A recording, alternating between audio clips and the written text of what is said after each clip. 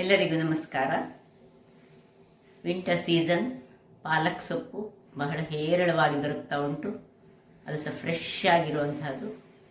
ಇವತ್ತು ನಾವು ಪಾಲಕನ್ನು ಬಳಸಿ ಒಂದು ಬನ್ ದೋಸೆ ಮಾಡೋಣ. ಬನ್ ರೊಟ್ಟಿ ಅಂತ ಸಹ ಇದನ್ನು ಕರಿಬಹುದು. ಬಹಳ ರುಚಿಕರವಾಗಿ ಬರ್ತದೆ. ಇದಕ್ಕೆ ನಾನು ಸ್ವಲ್ಪ ಕ್ಯಾರೆಟ್ ಮಿಕ್ಸ್ ಮಾಡಿದ್ದೇನೆ. ಕ್ಯಾರೆಟ್ ಮಿಕ್ಸ್ ಮಾಡಿದರೆ ಸ್ವಲ್ಪ ಬೆಲ್ಲ ಅಥವಾ ಸಕ್ಕರೆ ಹಾಕಬೇಕಂತಿಲ್ಲ. ಬಟ್ ನೀವು ಕ್ಯಾರೆಟನ್ನು ಮಿಕ್ಸ್ ಮಾಡದಿದ್ದರೆ ಸ್ವಲ್ಪ ಸಕ್ಕರೆಯ ಒಂಚೂರು ಬೆಲ್ಲ ಒಂದು ಅರ್ಧ ಚಮಚದಷ್ಟು ಹಾಕ್ಕೊಳ್ಬೇಕಾಗ್ತದೆ.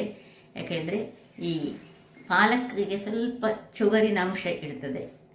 ಹಾಗಿರುವಾಗ ಇವತ್ತು ನಾನು ಈ ಒಂದು ರುಚಿಕರವಾದ ಪಾಲಕ್ನ ಬನ್ ದೋಸೆ ಮಾಡಿದ್ದೇನೆ. ಯಾರೆಲ್ಲ ನನ್ನ ಚಾನಲನ್ನು ನೋಡ್ತಿದ್ದೀರಿ, ಯಾರೆಲ್ಲ ಇನ್ನೂ ಸಬ್ಸ್ಕ್ರೈಬ್ ಮಾಡಿಲ್ಲ, ದಯವಿಟ್ಟು ಸಬ್ಸ್ಕ್ರೈಬ್ ಮಾಡಿ ಸಪೋರ್ಟ್ ಮಾಡಿ ಅಂತ ಹೇಳ್ತಾ ಬನ್ನಿ ಅಡಿಗೆ ಮನೆಗೆ ಹೋಗೋಣ.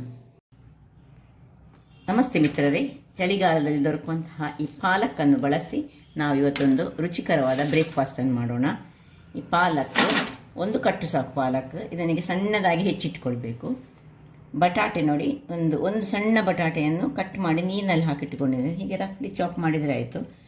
ಕ್ಯಾರೆಟ್ ಒಂದು ಅರ್ಧ ಕ್ಯಾರೆಟ, ಒಂದು ಕ್ಯಾರೆಟ್ ನಿಮಗೆ ಬೇಕಿದ್ದಷ್ಟು, ಒಂದು ಬೌಲ್ನಷ್ಟು ಚಿರೋಟಿ ರವೆ ಅಥವಾ ಬಾಂಬೆ ರವೆ ಸಾಕ್ತದೆ. ಮತ್ತು ಒಂದು ಅರ್ಧ ನೀರುಳ್ಳಿ, ದೊಡ್ಡ ನೀರುಳ್ಳಿ ಅದು ಅರ್ಧ ನೀರುಳ್ಳಿ ಸಾಕು. ಒಂದು ಕಾಯಿ ಮೆಣಸನ್ನು ಹೆಚ್ಚಿಟ್ಟುಕೊಂಡಿದ್ದೇನೆ. ಮತ್ತು ಕ್ಯಾರೆಟನ್ನು ತುರಿದುಕೊಂಡಿದ್ದೇನೆ. ಕರಿಬೇವಿನ ಸೊಪ್ಪು ಮತ್ತು ಕೊತ್ತಂಬರಿ ಸೊಪ್ಪು. ಈಗ ಮೊದಲಿಗೆ ನಾವೇನು ಮಾಡಬೇಕು ಹೇಳಿದರೆ, ಈ ಒಂದು ಚಿರೋಟಿ ರವೆಯನ್ನು ಒಂದು ಮಿಕ್ಸಿಗೆ ಹಾಕೊಳ್ಳೋಣ. ಮಿಕ್ಸಿಗೆ ಹಾಕ್ಕೊಂಡು ಈ ಕಟ್ ಮಾಡಿ ನೀರಿನಲ್ಲಿ ಹಾಕಿಟ್ಟಂತಹ ಬಟಾಟೆಯನ್ನು ಇನ್ನು ಸಹ ಒಂದು ಸ್ವಲ್ಪ ಸಣ್ಣದಾಗಿ ಹಾಕ್ಕೊಂಡು ಇದಕ್ಕೆ ಹಾಕೊಳ್ಳೋದು.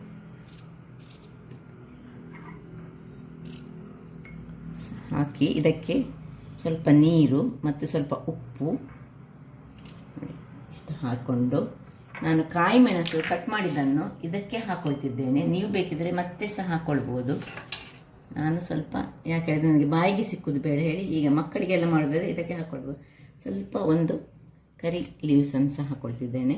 ಇಷ್ಟನ್ನು ಹಾಕಿ ಇದಕ್ಕೆ ಸ್ವಲ್ಪ ನೀರನ್ನು ಹಾಕ್ಕೊಂಡು ಇದನ್ನು ಒಂದು ಗ್ರೈಂಡ್ ಮಾಡಿ ತರ್ತೇನೆ. ವೀಕ್ಷಕರೇ, ಇಲ್ಲಿ ನೋಡಿ, ಈ ರೀತಿಯಾಗಿ ಗ್ರೈಂಡ್ ಆಗಿ ಇದು ಬಂತು, ದಪ್ಪದಲ್ಲಿ ಉಂಟು. ಈಗ ನಾವೇನು ಮಾಡಬೇಕು ಹೇಳಿದರೆ, ಆಗ ನಾನು ಉಪ್ಪು ಹೇಳಿದೆ, ಉಪ್ಪು ಹಾಕಲಿಲ್ಲ. ಅದಕ್ಕೆ ಸ್ವಲ್ಪ ರುಚಿಗೆ ತಕ್ಕಷ್ಟು ಉಪ್ಪನ್ನು ಹಾಕ್ಕೊಂಡು ಹೀಗೆ ಕಲಡಿಸಿ ಇದನ್ನೊಂದು ಶಿಫ್ಟ್ ಮಾಡ್ಕೊಳ್ತಿದ್ದೇನೆ. ದಪ್ಪದಲ್ಲಿ ಬಂತು. ಈಗ ಇದಕ್ಕೆ ಸ್ವಲ್ಪ ನೀರನ್ನು ಹಾಕೊಳ್ಳೋಣ. ಒಂದು ಅರ್ಧ ಲೋಟದಷ್ಟು ನೀರು ಹಾಕ್ಕೊಂಡಿದ್ದೇನೆ ನಾನು. ಮಿಕ್ಸಿ ತೊಳೆದ ನೀರನ್ನು, ತುಂಬ ನೀರು ಸಹ ಬೇಡ, ನೋಡಿಕೊಂಡು ಹಾಕಿದರೆ ಆಯಿತು.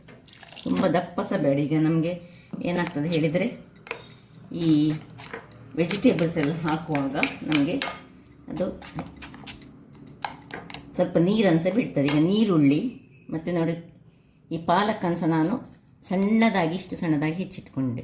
ನೀರುಳ್ಳಿ ಹಾಕಿದೆ, ಪಾಲಕ್ ಹಾಕ್ತಿದ್ದೇನೆ, ಕ್ಯಾರೆಟ್ ಸ್ವಲ್ಪ ಹಾಕ್ತಿದ್ದೇನೆ. ಇದೆಲ್ಲ ನಿಮಗೆ ಆಪ್ಷನಲ್, ಏನಲ್ಲದೆ ಖಾಲಿ ಪಾಲಕ್ಕಲ್ಲಿ ಸಹ ಮಾಡ್ಕೊಳ್ಬೋದು. ಅದರಲ್ಲಿ ಹಾಕಿದ ಸ್ವಲ್ಪ ರುಚಿ ಸ್ವಲ್ಪ ಹೆಚ್ಚಾಗ್ತದೆ ಹೇಳಿ ಇದನ್ನೆಲ್ಲ ಹಾಕ್ಕೊಳ್ತಿದ್ದೇನೆ. ಇನ್ನು ಸ್ವಲ್ಪ ಕರಿಬೇವಿನ ಸೊಪ್ಪನ್ನು ಸಹ ಸ್ವಲ್ಪ ಕಟ್ ಮಾಡಿಕೊಂಡು ಕೈಯಲ್ಲಿ ಹಾಕ್ಕೊಳ್ತಿದ್ದೇನೆ. ಕೊತ್ತಂಬರಿ ಸೊಪ್ಪು ಇದೆಲ್ಲ ಇದ್ದರೆ ಮಾತ್ರ, ಯಾವುದು ಉಂಟು ಅದನ್ನು ಹಾಕ್ಕೊಂಡ್ರೆ ಆಯಿತು. ಕಾಯಿ ಮೆಣಸು ನೀವು ಕಡಿಯುವಾಗ ಸಹ ಹಾಕ್ಕೊಳ್ಬೋದು, ಮತ್ತೆ ಸಹ ಹಾಕ್ಕೊಳ್ಬೋದು. ಈಗ ಇನ್ನು ಸ್ವಲ್ಪ ನೀರು ಬಿಡ್ತದೆ, ಹಾಗಾಗಿ ರವೆ ಎಲ್ಲ ಮತ್ತು ಅದರೊಟ್ಟಿಗೆ ಬಟಾಟೆ ಸಹ ಉಂಟು. ಸೊ ಇದನ್ನು ನಾವೊಂದು 10 ನಿಮಿಷಗಳ ಕಾಲ ಮುಚ್ಚಿಟ್ಟುಕೊಂಡು ಸ್ವಲ್ಪ ನೆನೆಯಲಿಕ್ಕೆ ಬಿಡೋಣ. ಒಂದು 10 ನಿಮಿಷಗಳ ಬಳಿಕ ನಮ್ಮ ಕೆಲಸ. ವೀಕ್ಷಕರೇ, 10 ನಿಮಿಷ ಆಯಿತು ನೋಡಿ. ಈಗ ಇದಕ್ಕೊಂದು ಒಗ್ಗರಣೆ ಕೊಡೋಣ. 1 ಚಮಚದಷ್ಟು ತೆಂಗಿನ ಎಣ್ಣೆ ಹಾಕ್ಕೊಳ್ತಿದ್ದೇನೆ.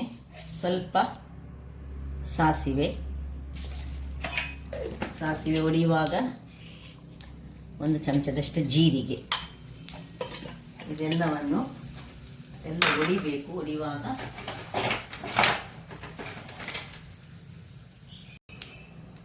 ಓಕೆ, ಇದೆಲ್ಲ ಒಡೆಯಿತು ನೋಡಿ. ಒಡೆಯುವಾಗ ಇದನ್ನು ತೆಗೆದು ಇದಕ್ಕೆ ಶಿಫ್ಟ್ ಮಾಡಿದರೆ ಆಯಿತು.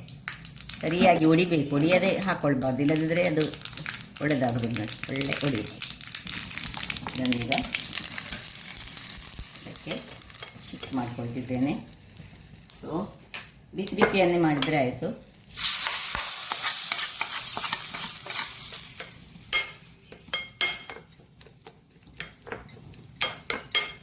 ಚೆನ್ನಾಗಿ ತಿರುಗಿಸಿಕೊಳ್ಳೋಣ. ಇನ್ನು ಇದೇ ಒಲೆಯಲ್ಲಿ ನಾವೊಂದು ಇಂಥದ್ದು ಈ ಟೈಪಿನ ಈ ಇದು ಬಾಣಲಿದ್ದರೆ ಇಂಥದ್ದು ಇಡಿ, ಇಲ್ಲದಿದ್ದರೆ ನೋಡಿ ಈ ಇಂಥದ್ದನ್ನು ಸಹ ಇಟ್ಕೊಳ್ಬೋದು. ವೀಕ್ಷಕರೇ ಇಲ್ಲಿ ನೋಡಿ ಇದೀಗ ರೆಡಿ ಆಯಿತು. ಈಗ ಕೊನೆಯದಾಗಿ ಇದಕ್ಕೆ ಒಂದು ಈ 10 ರೂಪಾಯಿ ಪ್ಯಾಕೆಟನ್ನು ನಾನು ಸ್ವಲ್ಪ ಮಾಡಿದ್ರಿಂದಾಗಿದ್ದರೆ ಅರ್ಧದಷ್ಟು ಈನೋವನ್ನು ಹಾಕ್ಕೊಳ್ತೇವೆ, ಅಥವಾ ಅಡಿಗೆ ಸೋಡಾ ಸಹ ಹಾಕ್ಕೊಳ್ಬೋದು, ಯಾವ ಸಹ ಆಗ್ತದೆ. ಒಂದು ಅರ್ಧ ಹಾಕ್ಕೊಂಡ್ರೆ ಆಯಿತು. ಮತ್ತು ಇದನ್ನು ಆ್ಯಕ್ಟಿವೇಟ್ ಮಾಡುವ. ನೋಡಿ ಇದರಲ್ಲಿ ನಾನು ಅರ್ಧದಷ್ಟು ಮಾತ್ರ ತೆಗೆದುಕೊಂಡದ್ದು, ಅದರಲ್ಲಿ ಅರ್ಧವೇ ಇದ್ದದ್ದು ನೋಡಿ. ಚೆನ್ನಾಗಿ ತಿರುಗಿಸ್ಕೊಳ್ತಿದ್ದೇನೆ. ವೀಕ್ಷಕರೇ ಇಲ್ಲಿ ನೋಡಿ ಆಯ್ತಿದ್ದು. ಈಗ ಒಂದು ಸ್ವಲ್ಪ ದೊಡ್ಡ ಸೌಟನ್ನು ತೆಗೆದುಕೊಳ್ಳೋಣ. ಒಂದೊಂದು ಸೌಟ್ ಹಾಕ್ಕೊಳ್ಳಿಕ್ಕೆ ಉಂಟು. ಈಗ 2 ಸಹ ನಾನು ಇಟ್ಕೊಂಡಿದ್ದೇನೆ. ಇಲ್ಲಿ ಈ ಸಣ್ಣದು ಸಹ ಒಗ್ಗರಣೆ ಹಾಕಿದ್ದನ್ನು ಸಹ ಇಟ್ಕೊಂಡಿದ್ದೇನೆ. ಎಲ್ಲಕ್ಕೆ ಸಹ ಸ್ವಲ್ಪ ಎಣ್ಣೆ ಅಥವಾ ತುಪ್ಪ, ಎಷ್ಟು ಒಂದು ಸಾಧಾರಣ ಸ್ವಲ್ಪ ಅದನ್ನು ಗ್ರೀಸ್ ಮಾಡಿಕೊಂಡ್ರೆ ಆಯಿತು. ಎಣ್ಣೆ ಸಹ ಹಾಕ್ಕೊಳ್ಬೋದು, ತುಪ್ಪ ಸಹ ಹಾಕ್ಕೊಳ್ಬೋದು. ಈಗ 2ಕ್ಕೆ ಸಹ ನಾನು ಹಾಕ್ಕೊಂಡು 2 ಸಹ ಮಾಡಿ ತೋರಿಸ್ತೇನೆ. ಒಗ್ಗರಣೆಯ ಕೊಡುವಂತಹ ತಟ್ಟೆ ಸಾಕ್ತದೆ, ಅಥವಾ ಸಣ್ಣ ಬಾಣಲೆ ಸಾಕ್ತಿದೆ. ಸ್ವಲ್ಪ ತುಂಬ ದಪ್ಪ ಇರಬಾರ್ದು, ಇದು ಇಟ್ಟು ಇಲ್ಲಿ ಸಹ ನೋಡಿ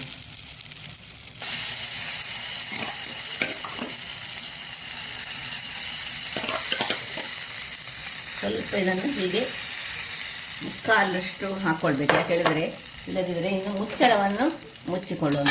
2ಕ್ಕೆ ಸಹ ಮುಚ್ಚಳವನ್ನು ಮುಚ್ಚಿಕೊಂಡು ಹದಾ ಉರಿಯಲ್ಲಿ ಬೇಯಿಸ್ಕೊಳ್ಳೋಣ. ವೀಕ್ಷಕರೇ ಒಂದು 5 ನಿಮಿಷಗಳ ಬಳಿಕ ನೋಡಿ ಸ್ವಲ್ಪ ಒಳ್ಳೆ ಬೆಂದಿದೆ. ಇಲ್ಲಿ ಸಹ ಇದು ಸಹ ಹಾಗೆ, ಇದನ್ನು ಸಹ ನೋಡುವ. ಮೇಲೆ ನೋಡಿ ಸ್ವಲ್ಪ ಬಾಕಿ ಉಂಟು ಇದು ಮೇಯಲಿಕ್ಕೆ, ಹಾಗಾಗಿ ಇದನ್ನು ಸ್ವಲ್ಪ ಮುಚ್ಚಿಕೊಳ್ಳೋಣ. ಯಾಕೆಂದರೆ ಅದನ್ನು ಅಡಿಮೇಲೆ ಮಾಡಿಕೊಂಡು ಸಹ ಮಾಡ್ಕೊಳ್ಬೋದು. ಈಗ ಇದನ್ನು ತಿರುಗಿ ಹಾಕ್ಕೊಳ್ಳೋಣ. ಇದರದ್ದು ಮೈ ಮೇಲೆ ಕಟ್ಟಿ